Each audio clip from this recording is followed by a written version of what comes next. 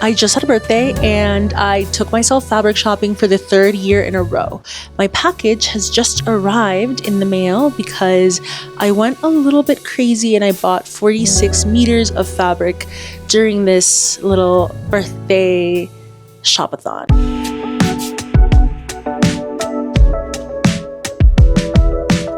If you are new here, I'm Vale. I make vlogs about sewing and about living abroad in Colombia, and this week we are doing a fabric haul.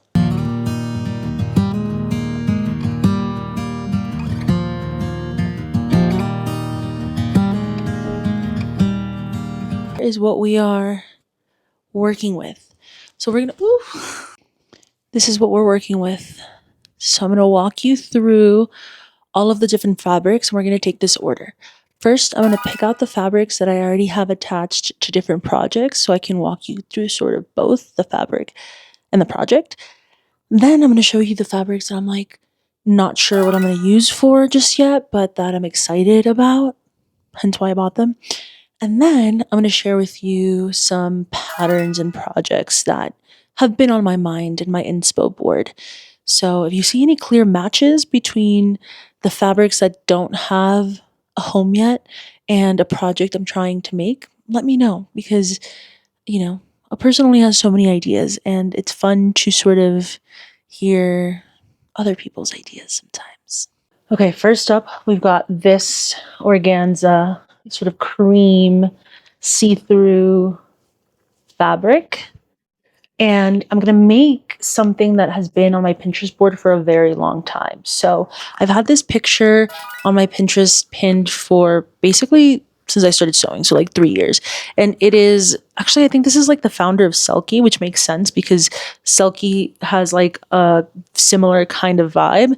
And it's just sort of this creamy overdress that she wears with like black garments underneath and like a pointy black shoe. I'm just obsessed with this outfit.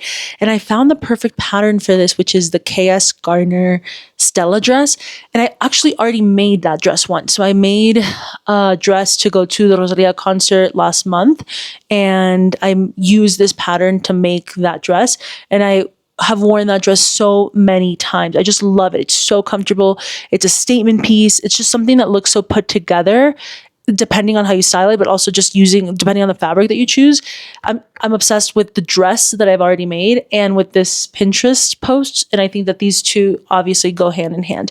Now the Selkie picture obviously has like more off the shoulder kind of vibe. So I might play around with the pattern and hack it, or I might just leave it as is because since the fabric is already so see-through, I think I would achieve the same effect, which is just kind of seeing the undergarments underneath, but I would be able to do it with less hacking up the pattern. Like I think I could just use the pattern as is. Now for some color, we have this beautiful linen.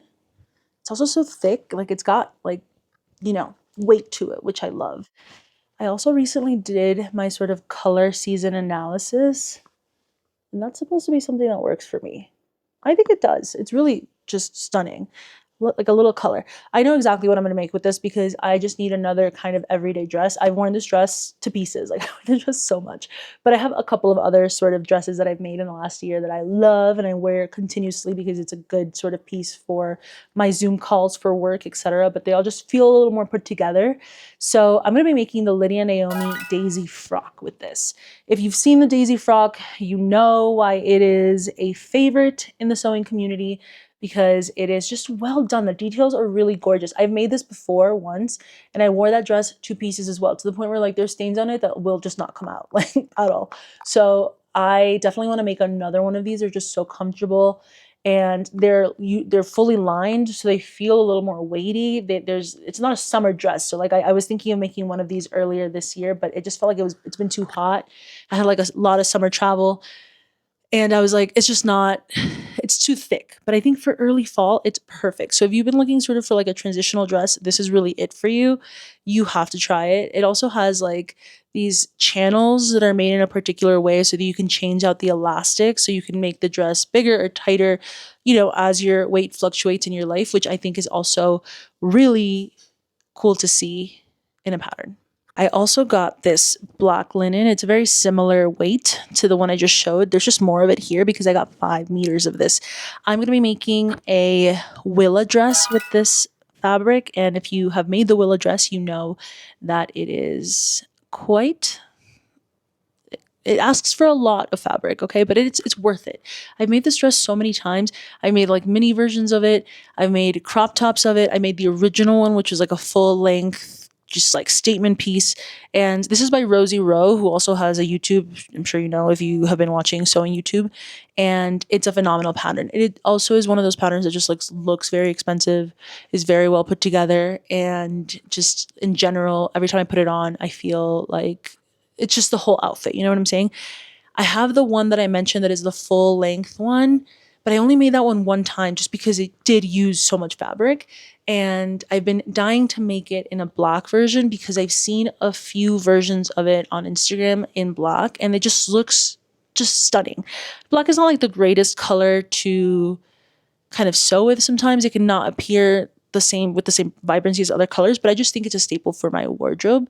So we're gonna make the Willa dress in black. I'm excited to make this again because again, it's like my 5th time making it. It's just such an enjoyable experience. And the result is just extraordinary. Like the sleeves are just statement piece. Next up is this beautiful black lace fabric. And if you've been anywhere near the sewing community in the last month, you know what I'm about to make with this, which is the dupe for the Givenchy dress that is all over TikTok and Instagram. There's a really great pattern for this by Sister Meg. I'm going to be using that pattern because I already bought it and it's already been printed, so it's ready to go. And we're going to be making that with this black lace. There's like a black version and a white version. I feel like they've both been really popular. I feel like black is just more my color for something like this, and I've just been waiting for the right fabric. So we're going to be making that dupe, and I also want to make this one soon because I believe this would also be cute in early fall, right? Like with maybe a little jacket, it could still work, especially because of the color choice. So definitely want to get this one done so I can kind of still wear it toward the end of summer, beginning of fall. The last fabric that I've already attached the project to is this white drill.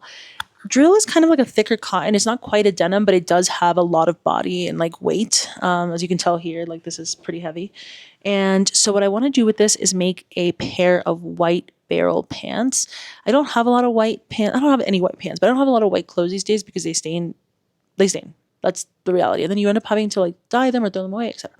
So I don't necessarily reach toward a ton of white.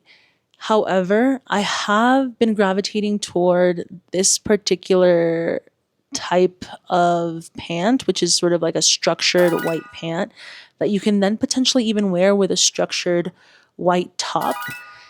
And the way that I see it is if I make these garments in white and I don't like them, I could always dye them, right? Because white is easy enough to dye. So there's always like an opportunity to sort of go in a different direction with color. But I really liked the weight of this. So I was like, okay, let me just take it.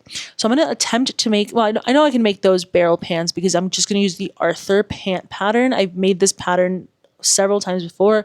It is a great pattern. I also use this method that I saw online where you do sort of like a faux flat felt seam. So you're not doing flat felt seams on it. And that just made the pattern such a breeze. It's like basically a pair of elasticated pants. You just knock them out so quickly. So I'm going to make the Arthur pants, but I'm not really sure what I want to make with the top. So at first I was like, I can make a bralette, but then I'm like, this year's about learning, right? Like it's my 3rd year. I have to push myself. I want to do something that's a little more structured. And so I've had quite a few tops recently pinned that are more of a structured top. And I think that all of these kind of tops could work really well with this type of barrel pant. So it could be sort of like a corset top. Like I feel like that could be really cool.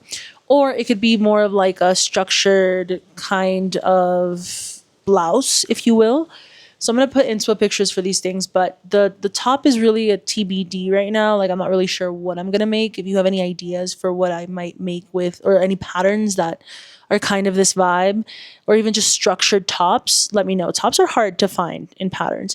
But anyway, I really want to make this kind of look. And if I do end up looking like just like crazy because it's just a white look and it's just very bright, I'm just going to dye it and then it'll be just as cute. But I definitely want like those sort of Arthur barrel leg pants in white have been top of mind for me. Like I just really want a pair right now.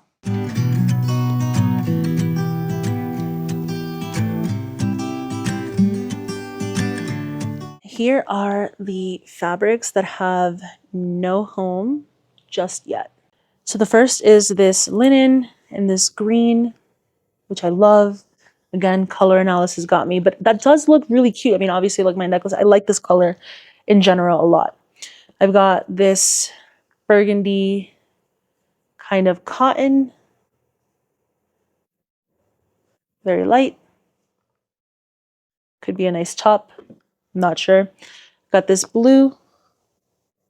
This is a cotton as well. This one has a little more thickness to it than the last one. We've got this off-white cotton. Pretty sure this is a cotton poplin. Yeah, pretty sure. And it is just a nice little basic to have. I feel like it's always good to have a little cream in your stash because it's going to, all of the things that are basic colors always get used in my stash first. Like I'm always gravitating toward the solid colors and then I end up kind of putting the patterns last. So that was definitely something top of mind for me this year as I was shopping. I was like, we have to pick colors that I'm actually going to want to sew. And sometimes with patterns, that's been tough. Although I always end up making something with the patterns that I love. You know how it is. So I bought a lot of neutrals. This is a thicker white cotton as well. So this is not quite as thick as the drill I showed you. It is just like a regular cotton. You can't really see it on camera. It's not as stark white as the other one. So this is a really nice one to have, again, because it is just a white cotton. Like you could always dye it, you could do things with this, but it's a high quality fabric and it's got structure and body to it. So I'm always sort of looking for something like that. And I never have it, so that was good. Now I did get 3 patterns, even though I just mentioned like maybe not getting a ton of patterns. I did get these because they spoke to me in specific ways. So the first one is this one, and this is a pattern that I bought actually at this same store in Santa Marta 3 years ago when I first started sewing. When I first started sewing, I wasn't very good at sewing, so I really went through this fabric quick and I made a lot of things that didn't work and I had to cut those things up for scraps later. I did make 1 pair of elasticated pants out of this that I still use to this day. But now that I'm better at sewing, I look back on this fabric with such nostalgia and I just saw it and I was like, let me just get a little bit. This is a little different. This is more navy. The other one was more black, but I don't know. I do love this sort of like tomato, like kind of vegetable vibe. And I'm like, this could be just a really cute summer dress or it could be something else, who knows? But it made me feel nostalgic for this like little baby sewist that I was a few years ago. Then I have this one, which is a blue fabric with little like dragonflies on it. I think that this was neutral enough as a pattern that I was like, okay, like I do want to have a couple of dresses. I do have a couple of work events coming up and I want to make a few things that just need to feel really crisp. I felt like when I saw this, it felt crisp. It felt like it could be something for work. I'm not sure what yet, but I was drawn to it for that reason. I was like, this has a lot of potential for a work garment because it also does have a little bit of flow to it. So, you know, there's some room here for what this could be. And so I picked some of this up. This last one, I did think, I just, you know, when you get kind of like fabric shopping psychosis and you're just like maybe a little overzealous about it. So then I got this. Okay, hear me out. Okay, there's a couple of reasons. I'm an auntie now, okay? And so I could make something for my nieces in this. This could be a kid's outfit. Also because there's this like girl on Instagram that like makes these sort of vintage Disney bedsheet jackets. And I was like, wait, what if I make one of those? But then the thing is, when I look at this color, it does kind of wash me out a lot. So I'm not really sure if that's going to be my color, but it could be a way for me to practice making jackets because I really want to make jackets this year. It's on my top of the list for things that I want to push myself to be able to make. And so this could be like a great starting point for that. You also sometimes need fabric that you can just use to like mock things up, but you can still wear. Okay. So this could be a wearable toile. Think about it that way. Okay, don't judge me. Okay, and these three are the last of it, but this was not part of this particular shopping trip. This actually is fabric I picked up in Mexico when I was there earlier this summer. I wasn't counting it in like my stash busting videos because it's new and I knew it counted for like my next calendar year, you know, like my next fiscal year of sewing. So, okay, this was not part of my last stash. This is still considered new fabric. I just kind of got it a month before my birthday instead of my birthday month. I picked up this bandana fabric. I actually already know what I'm going to use this for because I'm pattern testing a bag. So I'm going to, and this is pretty structured. So I'm going to use this to pattern test. And yeah, because I just think that that would be like really cute as a bag. So I already have a plan for that. And it's not that much fabric as it is. So I also picked up this, which is a little thicker. This has like almost like a blankety feel. And I love the color. I think that that's so nice. So I picked some of that up. And then I picked up this fabric, which, as you can tell, is feeling a little more like a textile than just a regular fabric. I loved it. Don't know what I'm going to make with it. It could be anything from a matching set to curtains. I don't know, but I loved it.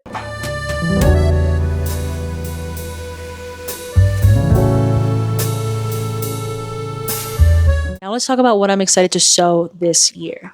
This is about a year's worth of fabric, and so I've done a lot of thinking around what I want my sewing to look like in the next few months. You know, I just shared with you some projects I want to take on in the immediate future, but there's a lot of year left between now and next August.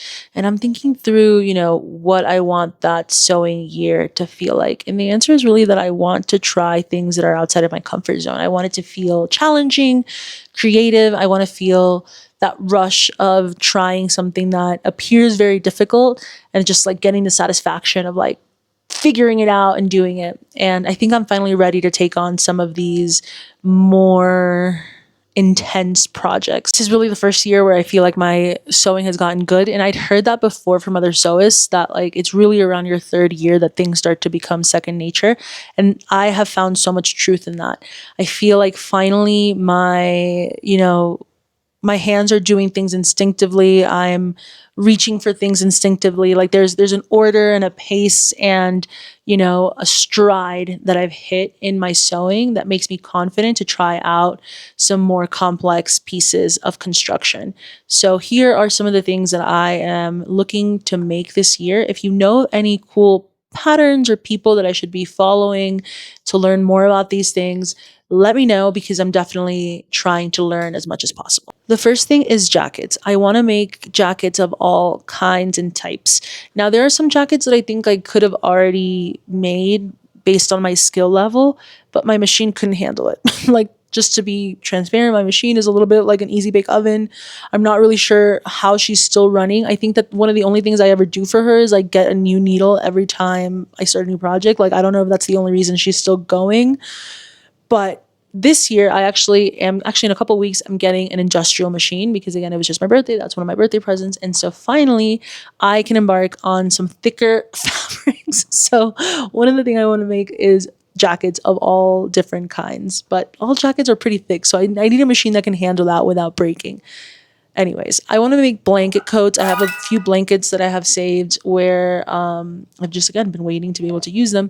So I want to make blanket coats, but I also want to make more structured winter coats. So anything that feels just like it has a little bit more weight, maybe even using like a wool, right? Like I want to make a winter jacket that feels sturdy and that looks just like elegant. Winter jackets are very difficult, as you know, and they're also very expensive.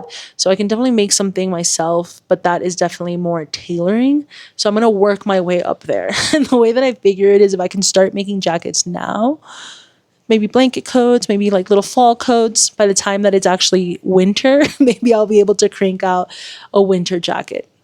We'll see. I'm also very interested in making tops that feel more heavily constructed. By that, I mean that have more pieces. I don't know if that makes any sense. That have more weight. I mentioned one of them earlier and I showed you some inspo pictures. I'll show you some more, but just things that feel like they require a little bit more construction. So it's not just like a little top or a little bralette, which has been my MO up until this point, but something that feels elegant and just like expensive, you know? There are also some patterns I know I want to make or remake. I'm not sure which fabrics I'm going to use for them yet. I haven't paired them yet, but I know I want to make these patterns. The first is the SWS Rue coat. As I mentioned, I want to make coats. That's one of the coats I want to try out. I also want to try out the Lost Fabric boxy jacket. I have both of those patterns, kind of for different reasons. The boxy jacket I'd been waiting for a while, so when that came out, I got it. The SWS Rue I got because I was going to do a quilt along, but then I had a work trip and I didn't do it. But I saw the pattern and I really like spaghetti western sewing. So I want to make those two things separately, and the patterns are significantly different. Next, I want to make this egg-shaped quilted coat. This is something I found on Etsy. It looks like a little egg. I think that's cute. That could be one of the patterns I work on as I work up to something that's, a lot more tailored and involves a lot more, pockets and stuff. I want to make a mini Juno dress. That could be cute. I have maybe in that white, thicker cotton. Okay.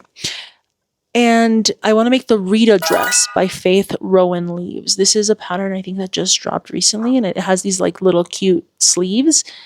This is very, very adorable. And finally, I want to make a blazer. I know that that's technically a jacket. Does it fall under the jacket family? I don't know. But to me, it's a completely different thing because it's really hard looking. It looks very intense. There's so many darts. It's much tighter, right? There's less room to really make errors.